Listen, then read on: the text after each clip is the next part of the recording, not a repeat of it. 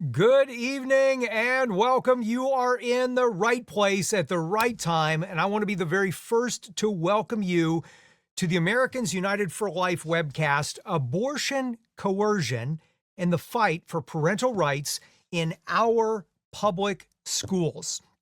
You are truly in the right place to discover tonight what you can do about abortion coercion that is happening, yes, right now in Fairfax County, Virginia public schools, but also far beyond all across the rest of the nation.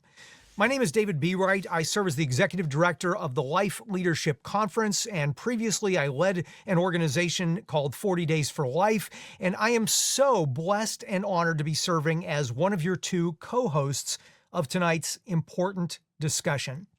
During our time together, we are going to be shedding light on the Zenaida Perez case. We're going to explore the critical issue of parental rights in Virginia, but also far beyond, specifically as it relates to minors and to abortion. You're going to get tonight the important context about the current landscape here in the Commonwealth and beyond, but also you're going to learn about increasing challenges to parental authority, and you're going to hear about solutions to address these very grave concerns. You're going to be hearing a very firsthand account straight from the source. You'll also get remarks from key pro-life and pro-family leaders. And also tonight, you're going to be witness to a solutions-focused roundtable. You'll be learning what policies and tactics we need to engage, how to hold systems accountable, followed by practical resources that will be shared and clear next steps that will be identified that all of us can take together so that we can make a life-saving difference at this crucial moment. To get us started the most important way we can, I would like to invite you to join me for a word of opening prayer before we dive in and I introduce my other co-host. Please join me. Heavenly Father, we love you, and we thank you so much for the opportunity to come together in your name, and we invite your presence and ask you to guide us. Hold the technology together here this evening. Please be with all of our guests. Help them to have the right words to say, and please be with everyone who is in attendance. Help the person who is listening or watching, whether live or on a recorded replay, be inspired to understand the challenges that we face and also to be activated to know that together we can make a difference to protect parental rights, to protect lives, and to protect mothers. Dear Lord, help us to know the ways that we can take action on what we learned tonight in a way that not only makes a life-saving difference, but also a kingdom-building difference, and help us to be a part of advancing your holy will here on earth. We ask all of this in the name of your Son, our Lord and Savior, Jesus Christ. It's in the name of Jesus Christ we pray. Amen. Amen. Well, again, welcome. You're in the right place. My name is David Bereit. I'll be serving as one of your co-hosts tonight, but now it is my privilege to be able to introduce our other co-host, Sarah Zagorski. And Sarah serves as Senior Director for Public Relations and Communications for the host of tonight's event, Americans United for Life. Sarah, how are you tonight? Hi, David. Good to see you. I'm honored to be here. I'm excited about tonight, and I'm looking forward to hearing more of the truth tonight. First, tonight, I have the honor of introducing Zenaida Perez, our special guest. She is a teacher of English for speakers of other languages at a high school in Virginia when she uncovered and unraveled this alleged coercion in the public schools. Zenaida, we're so thankful you're here with us tonight. We're looking forward to hearing your story. First, can I ask you, how did you become aware of this alleged coercion in the state of Virginia at Centreville High School in Fairfax County? Well, I became aware when I was teaching my English 9 level 1 class. It was a B day. B days are second, fourth, sixth, and eighth periods. I was in my second period class and I was checking the attendance towards the end of class. And I called the name of one of the girls who was absent because she had been pregnant and she had a baby during those days. And this was around May 2022. And the victim, the student who had the abortion, approached me very quietly and in a very low voice. I pulled her out. We moved to the corner of the room. And then she told me, I know what happened to student A, the girl who had the baby. She said, I know she had a baby, Miss Perez. Don't you know it? I knew it, but I couldn't say anything about it because it was highly confidential and we had been told not to say anything. So I asked her, what happened? How do you know the story? She said she had a baby, but I told her that she could have received the same support that I received from the social worker. Then at that point, I was very interested. I wanted to know what happened. How did the social worker help you? And then she told me that she got pregnant a few months before, and her boyfriend and herself didn't want to have the baby. Her legal guardian learned about her pregnancy because he found a pregnancy test positive in the bathroom with 2 red lines. So he wanted to take care of her, but she said, no, I cannot have the baby. So she went to the social worker at Centreville High School and asked her for support. So the abortion took place on November 2021. When I learned about it, it was 6 months afterwards in May 2022. And then I asked the girl, how did she help you? How did the abortion happen? She told me she called the clinic, she made the appointment, and then her boyfriend drove her. The clinic was in Falls Church. She didn't know exactly the address because her boyfriend was the one who drove, and she was given an envelope that she kept sealed until she went to the clinic and gave it over there.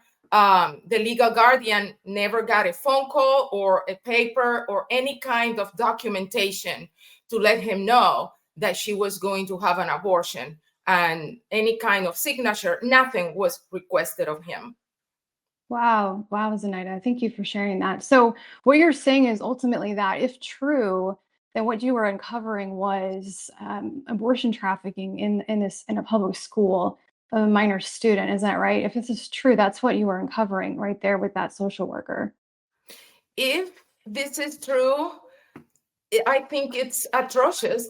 Children shouldn't have abortions without parental consent. The family is the most essential part of society. They need to have a voice in their children's life. Plus, at that young age, they are vulnerable, they are weak, they don't know what to do, they feel desperate, and it could lead to very serious consequences. Like I asked her, how much did you pay? How much was it? She said it was free. She made the phone call. She made all the arrangements. I got a sealed envelope. And then I asked her, how do you feel health-wise? Is your body suffering any side effects? Are you feeling sick in any way? She said she had a lot of discomfort and pain in her back, in the lower back area. And she felt tired, nauseated many times, and her body ached. She was not feeling herself. She was not normal after the abortion took place. Wow, Zenaida. Yes, this is absolutely atrocious, especially since in our country, over 70% of Americans support parental rights when it comes to the abortion decision. One last question for you, Zenaida. What motivated you to bring this forward? Obviously, it would have been, really challenging to bring this kind of information forward. What was your motivation? I was severely affected. I couldn't rest well during the summer. I went home for the summer break because that was towards the end of the school year. And when I returned, I wanted to find out. While I was in the main office having a meeting one day before the end of the year, actually it was on May the 16th, 2022, I was having a meeting because we were addressing some situation that came up about purchasing a pregnancy test for a student. Fortunately, that situation was resolved and there were no major consequences. But when I was reading the summary memo that I wrote to the assistant principal at that time, and I commented with the principal, I told them, I'm being chased for presumably a pregnancy test, but the social worker at the school has helped students, girls, teenage girls, minors without parental knowledge to find solutions for pregnancies, abortions. And At that point, the principal made a comment and he said, Ms. Perez, you are just being questioned about a pregnancy test. That is going to be a little write-up in your local file, and that's it. But you're talking about an abortion. You are concerning Ms. Perez. That statement was resonating in my mind. Plus, my concern about the student, I wanted to find out the truth. I really wanted to know if that happened for sure. Because if that is the reality, that is something serious. That is atrocious. So, like I told you, I went over my home during the summer break. And when I returned, I was looking for the student who had the abortion. And I couldn't find her anywhere in the building. She was not attending at that point. Later on, around October, she came back. And one of my colleagues told me, she's back, she's here. So I looked at the roster, I took her information and then the phone number. So I called her quietly and I asked her, did you have an abortion? For sure, tell me the truth. And she said, yes, Ms. Perez. Yes, I had an abortion, and she repeated the same story that she had told me back in May. So what motivated me was just to bring the truth, to bring honesty, and to find and fight for what is right and get the parents aware of what's going on. Later on, I talked to her legal guardian. I have 2 recordings from that conversation, and he told me the same. She had, I didn't know about the abortion, he said. She was pregnant. He learned about that, but he never knew that she had an abortion until one day she came home bleeding nonstop. That's what he says in the recording, nonstop, bleeding profusely. So he took her to the emergency room, and that's when they examined her and they said she's not pregnant anymore. Wow. Thank you, Zenaida. Thank you for that. And thank you for your courage tonight. Thank you. Well, Sarah, I want to say thank you to you as well for your willingness to bring this story forward. And Zenaida, I think on behalf of everyone who is watching right now and listening to you, we applaud you for your courage to seek the truth and then to speak the truth. We all need to hear this, even as disturbing and concerning as it is. We need to understand what is actually happening. Next up, we're going to hear from Olivia Gans Turner, another wonderful pro-life leader here in the Commonwealth of Virginia. She serves as the president of Virginia Society for Human Life, and she's going to share with us why her organization referred this case to Americans United for Life. Let's hear from Olivia. Hello, my name is Olivia Gans Turner. I'm the president of the Virginia Society of Human Life, and I'm delighted to be joining you this evening via video. I want to thank Mr. David Bereit for hosting the webinar and my friends at Americans United for Life for including me in this evening's conversation. I want to especially reach out to and say hello and thank you to my friend Zenaida Perez, who is truly one of the most courageous, valiant, and sincere women I have ever met. It has been my pleasure to know her for the last couple of months. It was wonderful to be able to connect her to the team at AUL and to make sure that she had a lawyer we could trust who would fight with her to bring out the truth about the scandals at Centreville High School and the Fairfax County school system. What's shocking right now is that many of you may have heard or seen or read information that appears to cast doubt or shade on what Zenaida has been trying to tell us about what may have happened in the school that she's been a teacher at for many years. And unfortunately, that worries me because these reports, these comments coming from Fairfax County school system, before we've heard the final reports from the state police investigation or before we've seen any of the information coming forward from our own legal team in public, is something that really should trouble all of us, because it appears that the Fairfax County school system is once again trying to do everything in their power to prevent transparency on this subject, to perhaps protect the school system at the unfortunate risk of vulnerable students in their care. Parents have a right to know. Parents have a right to know exactly what's happening, who did what when, how could this have happened? And the reality is we don't yet know that. What we do know is that Virginia Society of Human Life fought for many, many years to get the parental consent law that is our current law passed. It wasn't easy.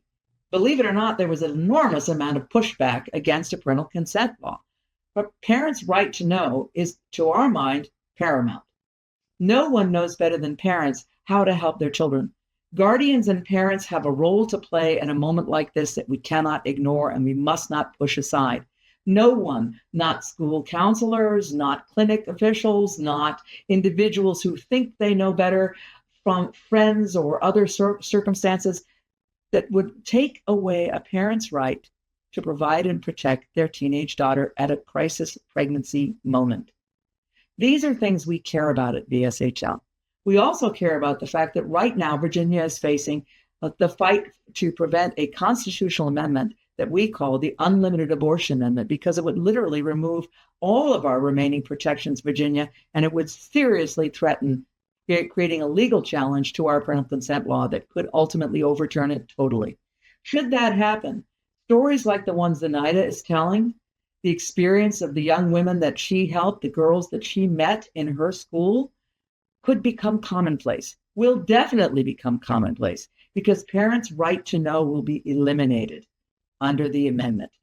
Our goal is to make sure that all parents have a right to know and that all minor age girls are protected and provided for in a safe and reasonable manner.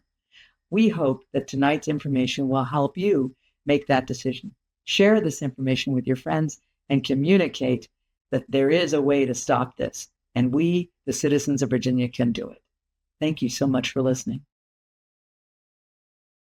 Thank you so much, Olivia. Wow, definitely egregious and unsettling claims here. Next, we're going to hear from Victoria Cobb from the Family Foundation out in Virginia, and she's going to give us more of what's going on the ground there.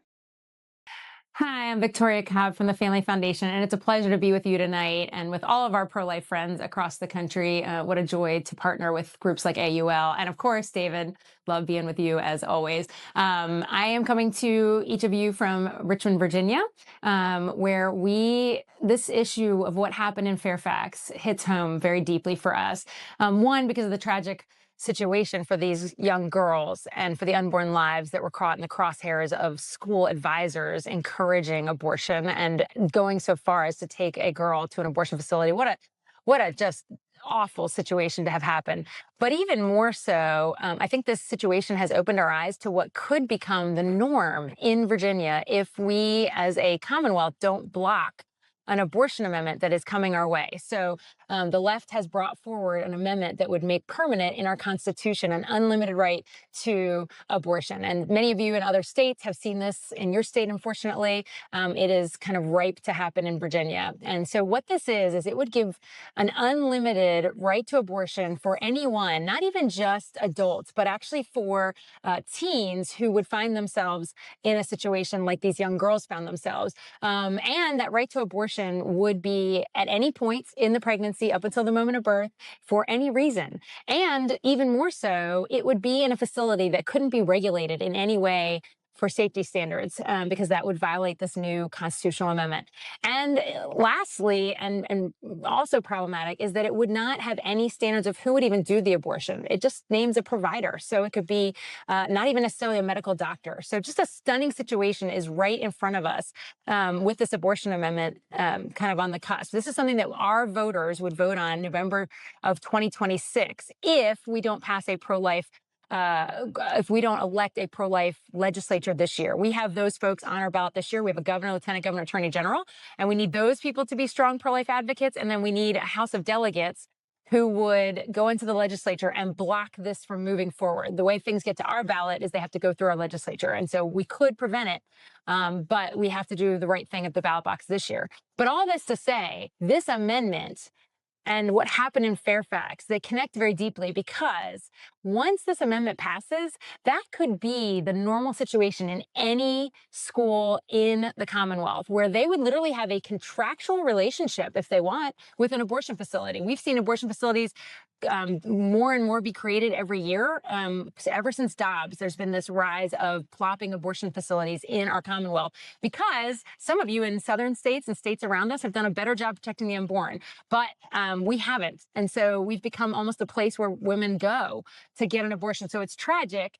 And so we've got all these facilities.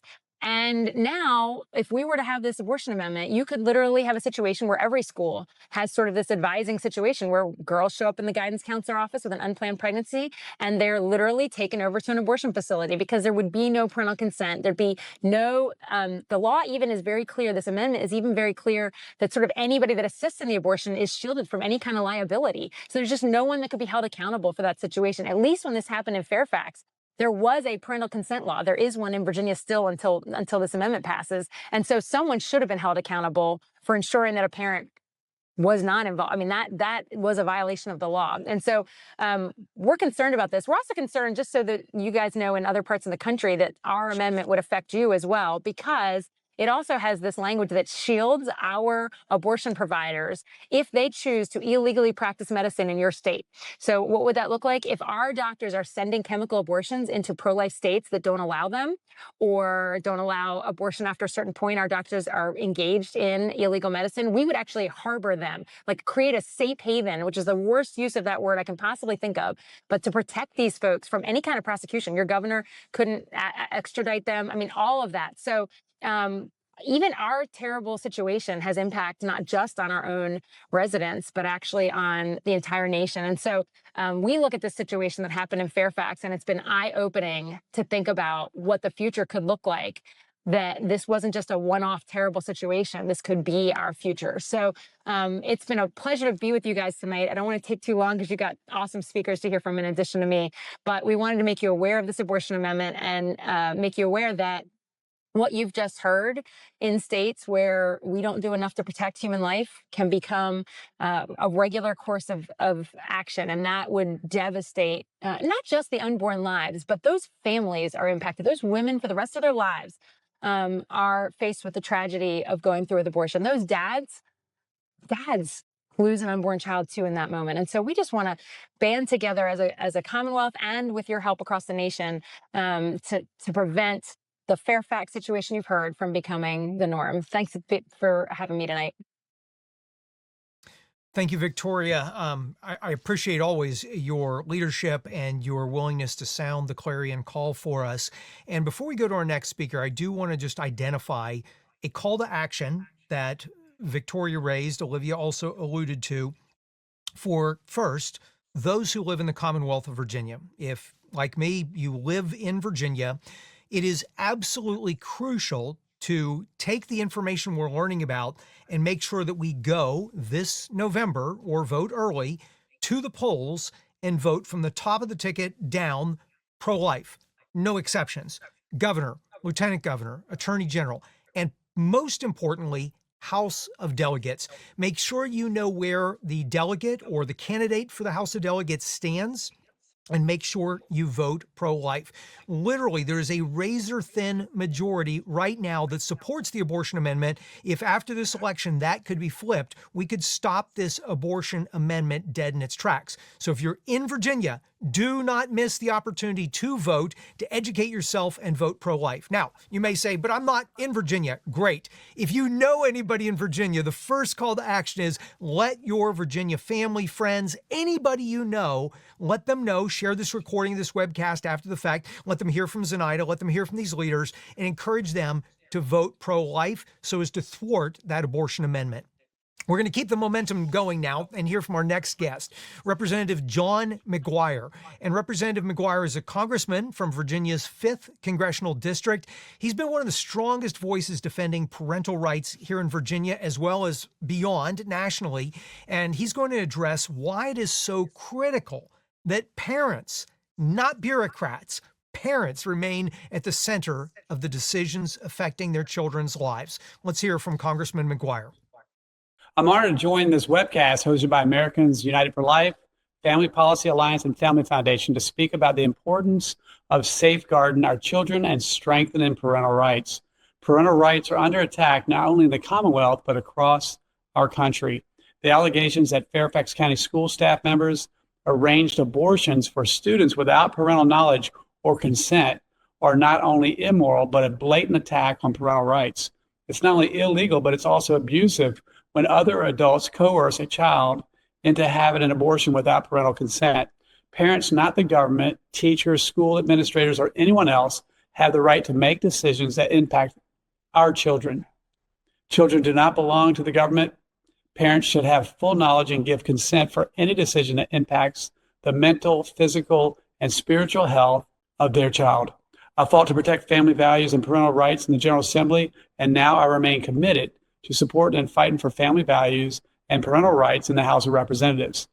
And I'm proud of groups like Americans United for Life, Family Policy Alliance, the Family Foundation, and America First Principles Institute for defending parents and children against this evil.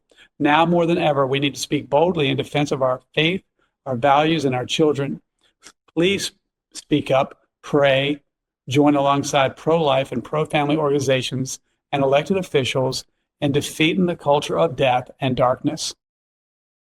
All right. Thank you very, very much for your leadership and for your participation in this event this evening, Representative McGuire. Okay, I promised you that we were going to have an exciting roundtable, and it's time for us to turn our attention to three of the leading experts on these issues. We're going to hear from John Mize, who serves as the CEO of Americans United for Life. We're also going to hear from Craig DeRoche, President and CEO of Family Policy Alliance, and Leigh Ann O'Neill, who's Chief of Staff and Litigation and Senior Legal Strategy Attorney for America First Policy Institute, to discuss what the broader national landscape of parental rights looks like and how we can create policy to hold school officials accountable. So I'm going to just throw this question out, and let's just go around round robin. The first question, I'll start with John Mize. John, what do you see as the national landscape in the country regarding parental consent and notification? And then I'll just let the others just follow right after you. David, thank you for an engaging conversation this evening. I'm so blessed that we're able to come together and shed light to the darkness of abortion in this country. Unfortunately, we've seen a pattern of disregard for parental rights, especially coming from public schools. It was arguably what led Governor Youngkin's victory in the last Virginia gubernatorial election. At the federal level, there are a few policies protecting parental rights in public schools outside of the Family Education and Rights and Privacy Act. So that act gives parents the right to access their child's educational records. There's the Every Student Succeeds Act that requires states to provide parents with their child's educational progress. And the Individuals with Disability Education Act that provides parents with children with disabilities the ability to participate in their educational planning. Speaking as a parent of two children with disabilities, I can tell you that public education too often fails to meet the needs of children with disabilities. And this is just one of many examples. We had a principal fall asleep in an IEP meeting years ago and ended up hiring an attorney to fight our daughter. And often school districts hire expensive law firms like the hugely expensive K Street law firm hired by the Fairfax County School District to fight back against the truth and to fight back against Mrs. Perez's credible claims of harassment after what had transpired in Fairfax.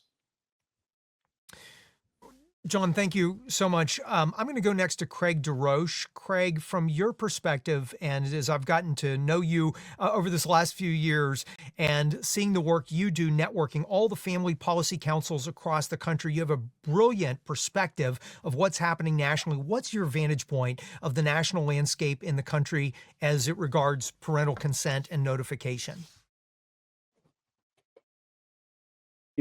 In politics right now. Thank you for the question, David. Thank you, John, and everybody else for having Family Policy Alliance on here. We have the 40 state organizations, and we work with 50,000 churches, and the parents. So you asked that question, David. We're getting it from the kitchen tables up toward Washington, D.C. instead of the other way around.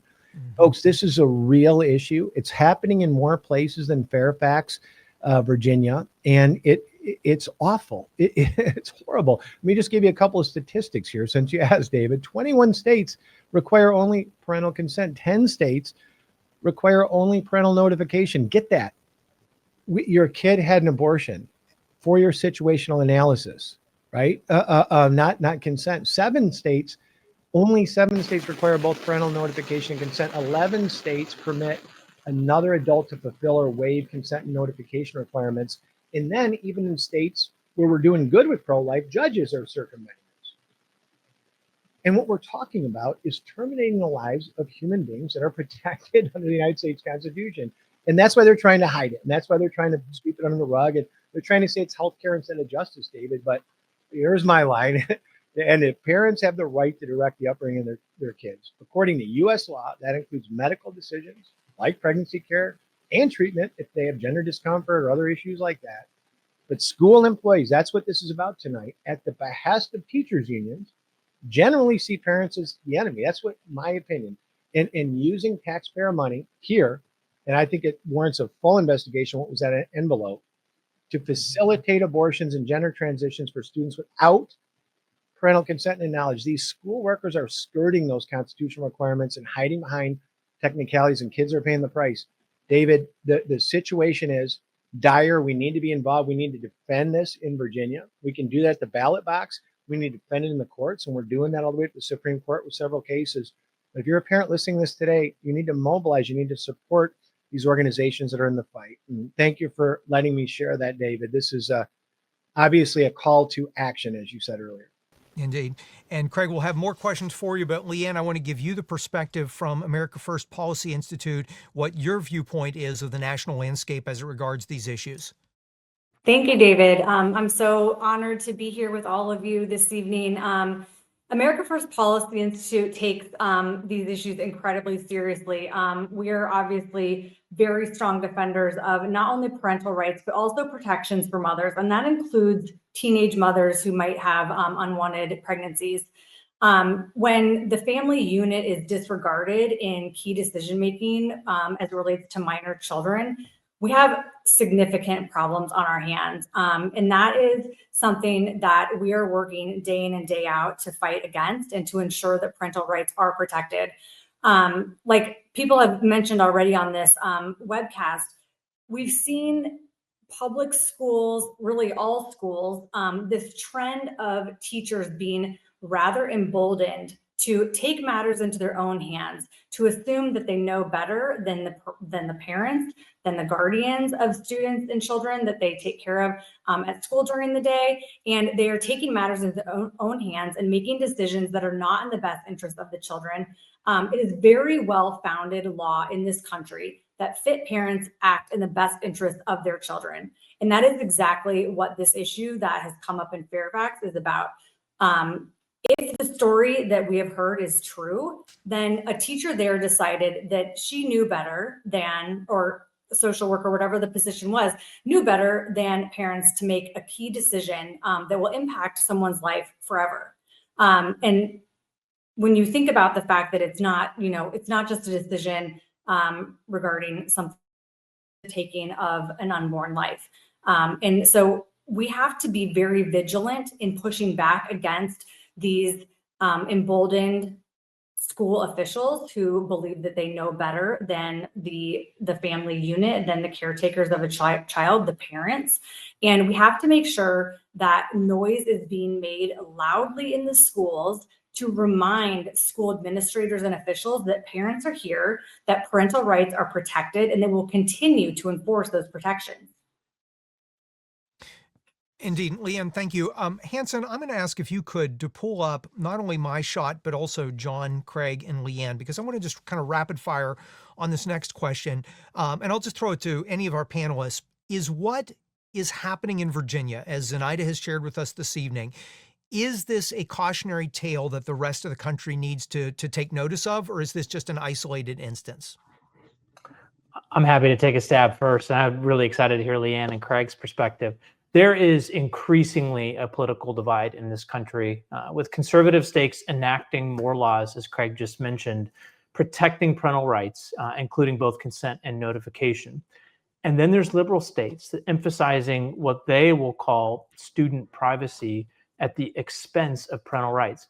We're talking about asking developing children whose brains are clearly not fully developed. We're asking those children to make significant life-altering decisions without the input of their parents. In liberal-leaning states, the lack of parental consent or notification, along with a lack of good reporting on abortion, you can only imagine the potential reach of abortion traffickers targeting underserved minors in schools. Even in states like the Commonwealth, David, we see public schools refuse to enact parental rights laws like the alleged case in Fairfax from this evening. I'm going to pivot to enforcement because even in states where we've passed these laws, they're not always being followed. It's an equally as important once we've enacted those laws to protect parental rights through enforcement. For example, in Wisconsin, the work of Americans United for Life, the Center for Client Safety, forced a school district to change their policy enforcing parental consent. After it came to light, they were transporting girls to abortion clinics without parental consent. This stuff is going on. It's not only going on in the Commonwealth, it's going on across the country. And not only do we need to enforce good law, pass good law, we also need to enforce that law. Mm-hmm.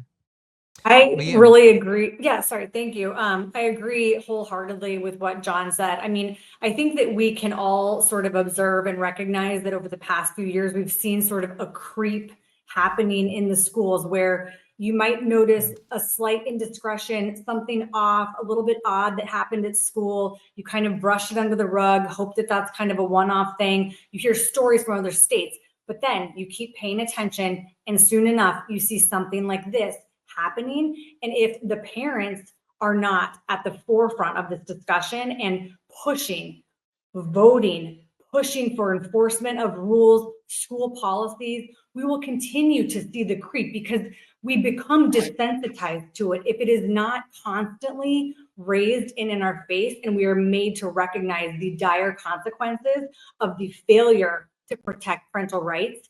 It will be too late for us to get them back. And so it is extremely important that we all remain very, very vigilant. Mm-hmm. All right, let me kind of do two sides of one coin and throw this to all of the roundtable panelists here. Number one, what are some examples of parental rights policies in some places that have been proven to be effective? But then also, when those kinds of laws are in place, the other side of the coin, how do we ensure, John, to your point, that we're actually able to enforce those rules and make sure that officials at the schools are being held accountable so that loopholes aren't being exploited? So good policies, and how do we make sure they're being followed? Leigh Ann, you want to take a stab at that first? Sure. There are certain states have very strong bills of parental rights, other actual statutes that are in place that have private rights of action for violation of those. States like Texas, Arizona have laws like that on the books, Florida. And so those are really good models to look at if you're in a state that you're concerned that something like this could happen, if you have a favorable legislature or where you can get something pushed through that can, bolster the parental rights. Also, looking at to your state attorneys general who have the authority to investigate school policies or practices that might be going awry of the state law that already exists. If you're in a state where the laws are strong, making sure that they are enforced adequately and that there are repercussions and accountability for violations is very, very critical. All right, John Mize, your take. Yeah, I wholeheartedly agree with what Leigh Ann just said, and I would add that several states with parental Bill of Rights that have been enacted provide detailed policy on access to information, transparency, parental involvement, privacy, notification of curriculum changes. And this happened to me just yesterday, and fortunately, my school district in Virginia is following state law because we were notified of our 12-year-old's sexual education requirements and family planning requirements, and we had the ability to opt out. That's great, but I don't think that happens consistently across the country. But also, importantly, these bills of rights also include consent and notification requirements for abortion and other health care. No one other than a parent should be involved in a child's health care and or decisions that are life-altering, like having an abortion. And it's our job to not only continue to enact this really good law across the country or set of laws, but then also to use tools like the Center for Client Safety to go out and investigate where it's not happening and make corrective action and keep these organizations, whether it be schools, whether it be local governments, accountable for law that has been passed at the state level. And then we need to do everything we can in states that have decided that a minor can make these life-altering decisions without their parental consent or notification. We need to do everything that we can from a cultural perspective to change the paradigm in those states, incrementally moving back towards a society that honors human dignity. All right. Craig, I heard your mic was being a little bit temperamental, but I'm glad to see you back here and give you a chance. What we're talking about is positive policies that can protect parental rights, as well as how do we enforce those and make sure school officials are held accountable. Would love your perspective on these questions. Yeah, well, the Bill of Rights that explicitly cover school communications, right? It should be transparent. Health reforms, that makes common sense. Look, if they were referring your kid out for anabolic steroids to make a varsity football team, you might be concerned, right? If they're giving them the answer keys to the ACT test or SATs, we need to know about that. Consent processes. Florida's a leading example. They're doing a great job. They draw a bright line and they do both. We think that when you get into this is a case where we really think so much damage has been done, David, over the last 50 years. That just really good common sense practical reform should start locally. We start sharing those with other school districts. We need to root out these bad actors and the things that they put in place. We're going to have to learn as we go, if that makes sense. But we just think there's a lot of common sense places to begin. The kind of notification you give when it comes to like athletic participation or test scores or things that they become aware of diagnosis like autism or other things like that. There's lots of policy that we can mimic. For transparent parental led with. Okay, I think Craig's mic finally conked out on him, but oh gosh, I'm so sorry to hear that. Okay, here's what we're going to do for this last minute as we finish up this roundtable. First of all, if either of you want to pretend and finish out Craig's sentence, you're welcome to do that. Or here's the scenario. The three of us, or four of us with Craig, we're sitting at a table having a cup of coffee with a Virginia parent, and they're saying, what can I do? How can I make a difference with all that I'm learning here? What are the things that you would say to a parent in Virginia or beyond that they can do to make a difference right now?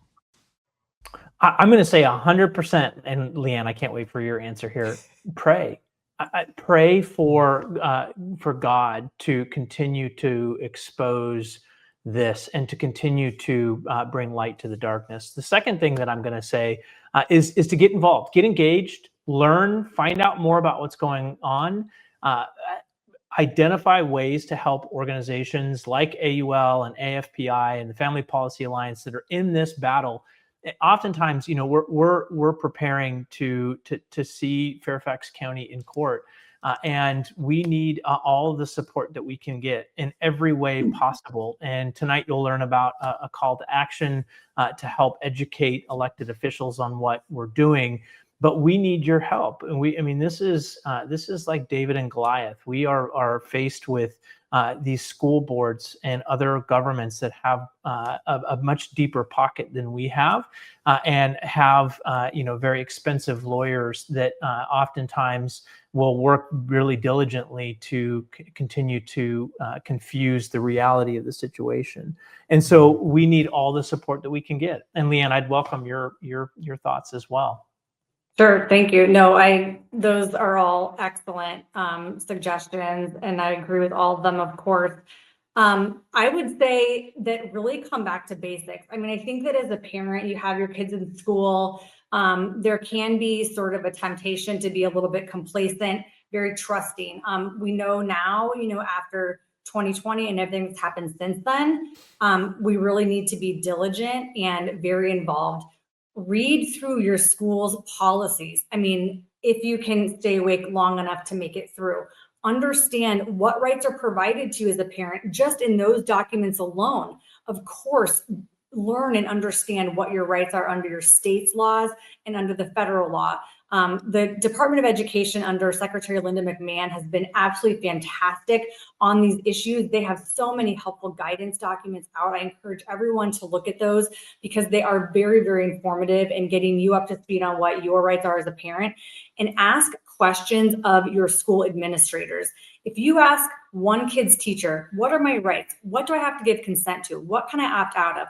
That's going to start a conversation. The teacher won't know the answer necessarily. They might have to go ask the principal. That keeps the conversation. It keeps us top of mind. If every parent asks those basic questions of their school administrators, it will force the conversation in the school and among the administrators until the point where everyone has a very good understanding of what the rights are. If we just sit back and relax and hope that everyone else is doing the right thing, we really can face very difficult challenges such as the one that we've talked about today.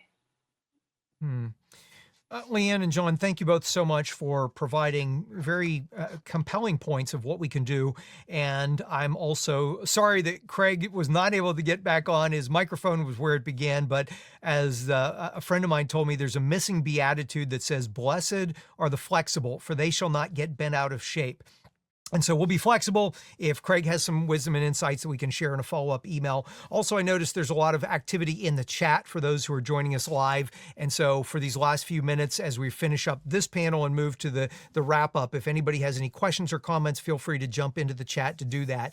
But John, Leigh Ann, thank you so much for your insights, for your expert guidance. And now I'm going to turn it over to Sarah Zagorski again, and she's going to wrap us up, summarize our key takeaways, and tell us what each of us can do, some actual next steps that can make a difference right now.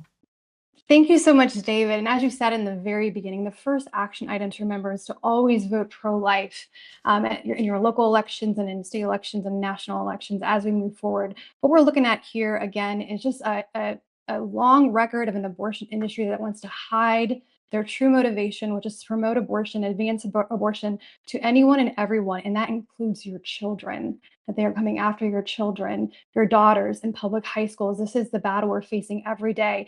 And I want to say that Americans United for Life is on the front lines of this battle. And in fact, as we speak, is preparing a lawsuit, and Fairfax County officials can be prepared to face a jury. And we are not going to be silenced. We're not going to be intimidated by expensive Washington, D.C. attorneys. We are here to fight for our children and for the rights of parents in this matter. So if you want to take action right this moment, the best thing you can do is go to aul.org/parental rights. That's aul.org/parental rights, and fill out our petition and commit to protecting children from abortion coercion and for abortion proponents trying to usurp the rights of parents around the country. Again, that's aul.org/parental rights. And please continue to follow this case online, on our website, on our social media channels, Americans United for Life. And you'll be hearing from us soon. Thank you so much. I want to thank all the participants here, especially Zenaida Perez for her bravery and courage to share her account to date with us. That QR code for aul.org/parental rights is now on the screen. So please take a moment and scan that and take action now. Thank you, everyone. Thank you to my co-host, David Bereit, and everyone who joined us today. Thank you so much. And Hanson behind the scenes was sending me a quick message saying that Craig was able to get back in on his phone, although I'm seeing oh, there he is. I think I see his forehead there. Craig, we wanted to just give you a chance. You're muted at the moment. We'll unmute you, but any last words you would say of encouragement or just a call to action for all of us to know we truly can make a difference for such a time as this? Thanks for having me back on. You didn't need to do that, but it's exactly how we just wound this up. Go to the resource that we announced with AUL. We're all partnering there. David Bereit, Family Policy Alliance, the Family Policy Councils. Folks, we need to tap in on this. Our kids need us to stand up for them. It's uncomfortable. We need to raise our voice. This is our moment. Thank you for having me on the show. I apologize for all the technical things, but let's join together. Kids are worth this investment, and let's start in Virginia. If you want to begin, let's start this month in Virginia. All right. Thank you very much, Craig DeRoche. Thank you, Leigh Ann. Thank you also, Zenaida, for sharing your story. Thank you, Sarah, for co-hosting. Thank you, John Mize. Thank you, Olivia Gans Turner. Thank you, Craig DeRoche. Thank you, Representative McGuire. And thank you, Victoria Cobb. I think I got everybody there. But most importantly, thank you. Thank you for carving out the time to spend with us to learn about these issues, to be equipped, to be empowered, and now to take action. Click that QR code, whereas it's up in that corner. Go ahead and go to that QR code, go to the link, take action now, and together we can make a life-saving difference. And we look forward to sharing great news with you as together we move forward in this critical cause for life. Thank you for joining us. God bless and good night.